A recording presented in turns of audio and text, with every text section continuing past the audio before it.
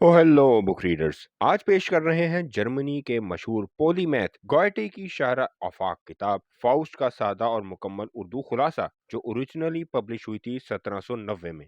कहानी का आगाज जन्नत में होता है, जहां शैतान, जिसका नाम मेफिस्टोफेलिस है, खुदा से कहता है वो एक इंसान फाउस्ट को बहका सकता है। खुदा जवाब देता है फाउस्ट आखिरकार नेकी की तरफ लौटेगा। यूं एक शर्त लग जाती है। फाउस्ट एक बहुत बड़ा आलिम है जिसे दुनिया के तमाम अलूम पर अबूर हासिल है, मगर वो जिंदगी से बेजार है। वो सोचता है कि इल्म से भी कुछ नहीं मिला। वो खुदकुशी करना चाहता है लेकिन बाज आ जाता है। फिर मेफिस्टोफेलिस आता है और एक मुआहदा पेश करता है। तुम्हें दुनिया की हर खुशी दूंगा अगर तुम कहो यह लम्हा रुक जाए तो तुम्हें तुम्हारी रूह मेरे हवाले करनी होगी, यानी तुम्हें अपनी रूह मुझे बेचनी होगी। फाउस्ट मान जाता है और ये माहिदा तय पा जाता है। फाउस्ट एक सादा लड़की ग्रेचन से मोहब्बत करता है। मेफिस्टोफेलिस की मदद से वो उसे अपनी तरफ माइल कर लेता है, लेकिन फाउस्ट की दी हुई दवा से ग्रेचन की मां मर जाती है। फिर उसका भाई वैलेंटाइन फाउस्ट के हाथों मारा जाता है और फिर वो हामिला हो जाती है, बदनाम हो जाती है और आखिरकार अपने बच्चे को मार डालती है। फिर वो कैद हो जाती है। फाउस्ट उसे बचाने आता है, मगर ग्रेचन इनकार करती है और अपने गुनाहों की सजा कबूल कर लेती है।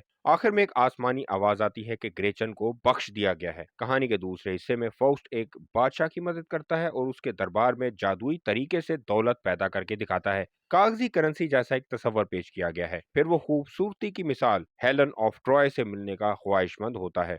मेफिस्टोफेलिस उसकी मुलाकात हेलन ऑफ ट्रॉय से करवाता है। फाउस्ट और हेलन की शादी हो जाती है और उनका बेटा यूफोरियन पैदा होता है, जो शायरी की इलामत है, मगर वो मर जाता है।